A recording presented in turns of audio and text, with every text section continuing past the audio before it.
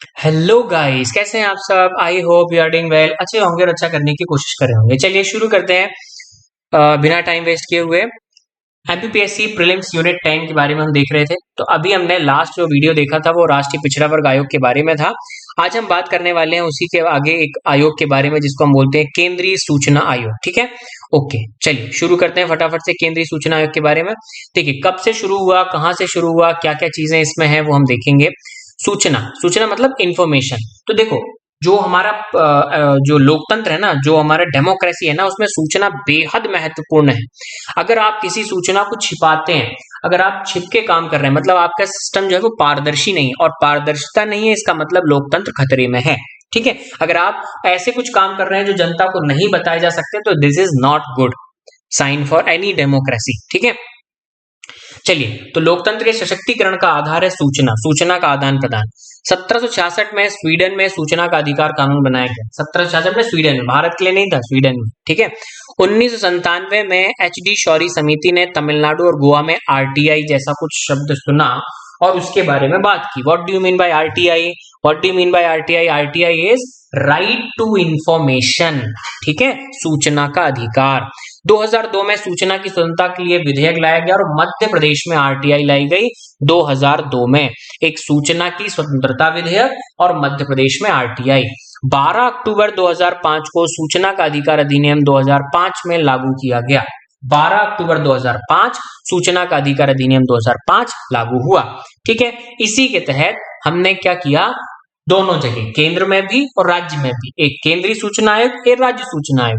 तो केंद्रीय सूचना आयोग धारा 12 में है और राज्य सूचना आयोग धारा 15 में है, इसी अधिनियम की। किस अधिनियम की? जो 12 अक्टूबर 2005 को लागू हुआ, सूचना का अधिकार अधिनियम 2005। ठीक है, अगर हम स्थापना के बारे में बात करें तो 12 अक्टूबर 2005 को केंद्र सरकार ने स्थापना की। इसका अधिकार, सॉरी, इसका आधार जो था सूचना का अधिकार अधिनियम 2005 की धारा 12। ये सांविधिक निकाय, इसमें मैंने कहीं पर भी संविधान के बारे में बात नहीं की। इसका मतलब है कि इसका संविधान से कोई लेना देना नहीं है। इसका मुख्यालय नई दिल्ली में है। कार्मिक मंत्रालय इसका नोडल मंत्रालय है। ठीक है, उसके बाद पहले आयुक्त इसके थे वजाहत हबीबुल्लाह और पहली महिला आयुक्त थी इसकी दीपक संधू। वर्तमान में वी के सिन्हा है। अब तक के जो आयुक्त रहे हैं उनके नाम जस्ट एक बार पढ़ लिया करिए। क्यों पढ़ना है, मैंने आपको बताया कि कई बार क्वेश्चन पूछे जाते हैं कौन सा इसमें से नहीं रहा है, तो उस हिसाब से। तो वजाहत हबीबुल्लाह, ए एन तिवारी, सत्यानंद मिश्रा, दीपक संघ, ये पढ़ी में। उसके बाद सुषमा सिंह, राजीव माथुर, विजय शर्मा, राधाकृष्ण माथुर, सुधीर भार्गव मिल्ला, विमल जुल्का, वाई के सिन्हा। ठीक है, ठीक है, आप याद रखिएगा, सुधीर भार्गव अलग है, विमल जुल्का अलग है। उसके अलावा ये दीपक संघ की जगह सुषमा सिंह में आप ये ऐड कर लीजिएगा, थोड़ा सा मिस्टेक है यहाँ पर, पहली महिला। ठीक है, तो ये याद रखिएगा। उसके बाद अगर हम बात करें केंद्रीय सूचना आयोग की संरचना या नियुक्ति या योग्यता, तो धारा 12 में आपको मिलेगी केंद्रीय सूचना आयोग की धारा 12(2) में संरचना। एक मुख्य सूचना आयुक्त इसमें होगा। ठीक है, कौन होगा? एक मुख्य सूचना आयुक्त होगा। अधिकतम 10 सदस्य हो सकते हैं, वर्तमान में भी 6 सदस्य हैं। आई अगेन रिपीट, एक होगा मुख्य सूचना आयुक्त, चीफ इंफॉर्मेशन कमिश्नर। ठीक है, और बाकी मैक्सिमम 10 मेंबर हो सकते हैं, लेकिन अभी 10 नहीं बनाए हैं, 6 ही बनाए, पैसे नहीं है सैलरी देने। हाँ, 10 क्यों बनाएंगे? फिर 12 की 3 धारा जो है उसमें नियुक्ति राष्ट्रपति द्वारा चयन समिति की सिफारिश पर होता है। ठीक है, अच्छा, तो मतलब राष्ट्रपति किसी को भी नहीं बना सकता? नहीं, राष्ट्रपति एक कमेटी बना सकता है, फिर उस कमेटी के बेस पे होता है। कमेटी बना सकता है? बना नहीं सकता, बाय डिफॉल्ट बन जाती है। कैसे बन जाती है? एक प्रधानमंत्री उसमें अपने आप अध्यक्ष हो जाते हैं, उसके बाद लोकसभा में विपक्ष का नेता अध्यक्ष सदस्य हो जाता है, और प्रधानमंत्री द्वारा नामित कोई भी एक कैबिनेट मंत्री भी इसमें हो जाता है। अगर हम सभा में यदि विपक्ष का नेता नहीं तो लोकसभा में सबसे बड़े दल का नेता हो। ठीक है, सभा में अगर कोई विपक्ष का नेता नहीं है तो फिर लोकसभा में सबसे बड़े दल का जो भी नेता होगा, लाइक कांग्रेस का, वो इसका नेता बन जाएगा। अगर हम देखें धारा 12 में 5 और 6, इसमें योग्यता बताई गई है कि किसको हम अध्यक्ष बनाएंगे और किसको हम, सॉरी, अध्यक्ष बोल रहा हूँ, किसको हम आयुक्त बना सकते हैं, किसको हम सदस्य बना सकते हैं। तो मुख्य सूचना आयुक्त और कोई अन्य सूचना आयुक्त, इसको क्या होना चाहिए? विधि, विज्ञान, प्रौद्योगिकी, समाज सेवा, प्रबंध, पत्रकारिता, प्रशासन, प्रख्यात जनजीवन का अच्छा खासा अनुभव होना चाहिए। इन सभी में से कुछ ना कुछ में उसको बड़ा एक्सपर्टीज होना जरूरी है, और संसद और राज्य विधायिका या किसी भी लाभ के पद पर वो ना हो। अगर हम धारा 12(7) के बारे में बात करें तो इसका हेडक्वार्टर नई दिल्ली में है। पदावधि और सेवा शर्तों के बारे में धारा 13 में लिखा हुआ है। धारा 13(1)(2) में अगर हम अध्यक्ष के बारे में बात करें तो केंद्र सरकार जिसकी पुनः नियुक्ति नहीं हो सकती, केंद्र सरकार इसको नियुक्त करती है। सदस्य जो है उसको भी केंद्र सरकार नियुक्त करती है और इसकी भी पुनः नियुक्ति नहीं हो सकती, मतलब ये फिर से नहीं बैठ सकते हैं। कार्मिक मंत्रालय अधिसूचना जो 24 अक्टूबर 2019 को है, ठीक है, ओके। उसके बाद एक अधिसूचना जारी की गई थी इसके बारे में।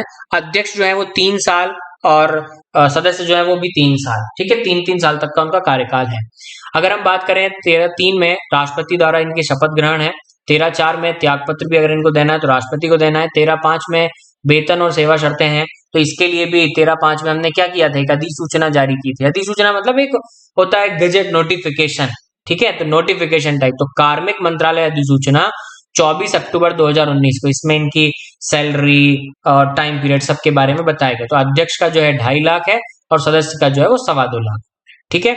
उसके बाद धारा 13(6) में केंद्र सरकार द्वारा कर्मचारी प्रोवाइड कराएगी। केंद्र सरकार क्या करेगी, इनको भाई काम तो करना है ना आयोग को, तो आयोग कैसे काम करेगा, जब उसके पास कर्मचारी होंगे। कर्मचारी कहाँ से आएंगे, आयोग तो बना दिया, सदस्य बना दिए, कर्मचारी कहाँ से आएंगे, तो कर्मचारी केंद्र सरकार इनको देगी।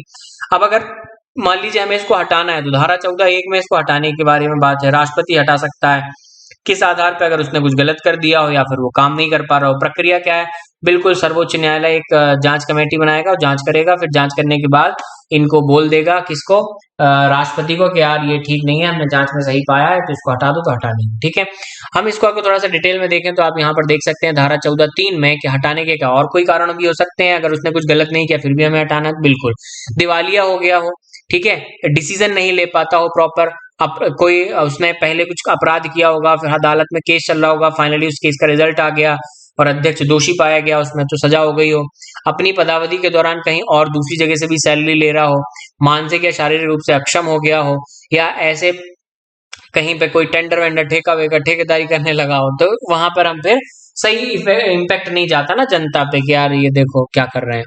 फिर केंद्रीय सूचना आयोग के काम। अब केंद्रीय सूचना आयोग के बारे में तो सब बता दिया, ये काम क्या करता है, क्यों बनाया था हमने। मैंने आपको बताया कि जो सूचना है ना, बेसिकली ट्रांसपेरेंसी मेंटेन करने के लिए, पारदर्शिता, जनता और सरकार के बीच में एक पारदर्शी व्यवहार होना चाहिए, ठीक है, ट्रांसपेरेंसी होना चाहिए। तो उसके लिए क्या किया, केंद्रीय सूचना आयोग की शक्तियों और कार्यों का उल्लेख सूचना अधिकार अधिनियम की धारा 18, 19, 20 और 25 में किया गया है। क्या क्या है, क्या काम करते हैं, देखो।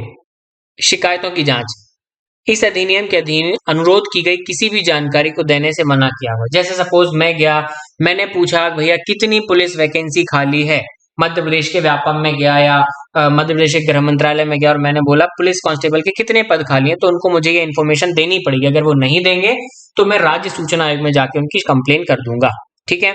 इस अधिनियम के अधीन विनिर्दिष्ट समय सीमा, अब मान लीजिए समय सीमा है कि 30 दिन के अंदर अंदर उन्हें हमें आंसर करना होगा, पता चला 3 महीने हो गए उन्होंने नहीं किया आंसर, तो वो हम कंप्लेन यहाँ पे कर सकते हैं।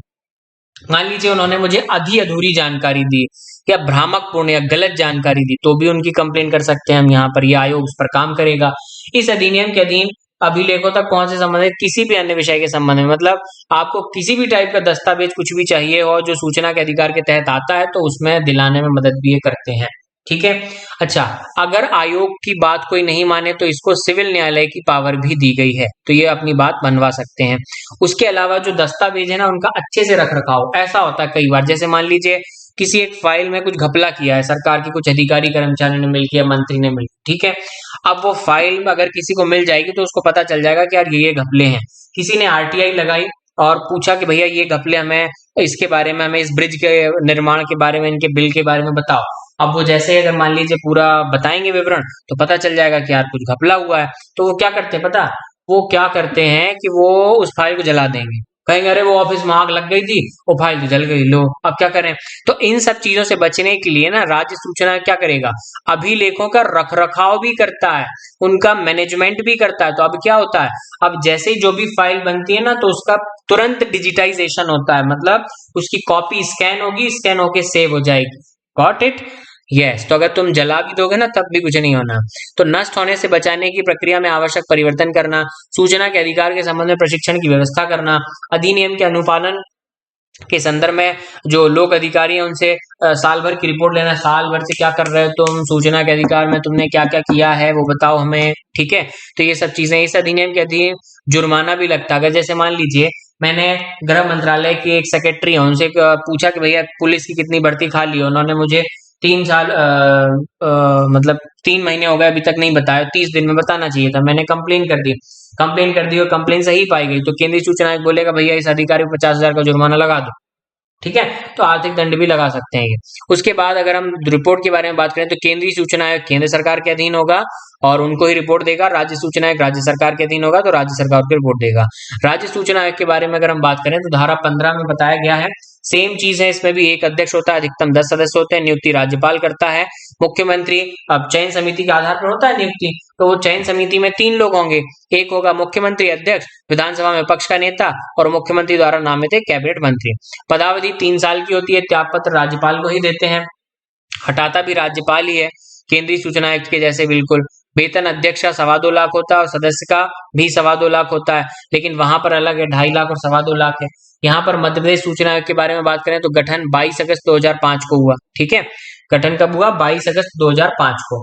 उसके बाद इसका आधार देखिए, सूचना का अधिकार अधिनियम 2005 धारा 15, पहले आयुक्त TN श्रीवास्तव, वर्तमान आयुक्त अरविंद कुमार शुक्ला। अब तक के जो आयुक्त हैं TN शुक्ला, पधा पाणी तिवारी, इकबाल अहमद, KD खान, AK शुक्ला, ये सब रहे, ठीक है। तो ये हमारा राज्य सूचना आयोग था, मध्य प्रदेश का राज्य सूचना आयोग। तो आई थिंक आपको सारी चीजें समझ में आ गई होंगी। आपको कुछ नहीं करना है, इनको फटाफट से रिवाइज करना है। इसका मैं मास्टर वीडियो भी आपको प्रोवाइड कराऊंगा। अगर आप ये नोट्स परचेज करना चाहते हैं तो लिंक उसका डिस्क्रिप्शन में दिया गया, आप नोट्स परचेज कर सकते हैं वहां से वेबसाइट पर जाकर, ठीक है। Thank you guys, thank you very much. Like कीजिए, कमेंट कीजिए, शेयर कीजिए। Thank you very much.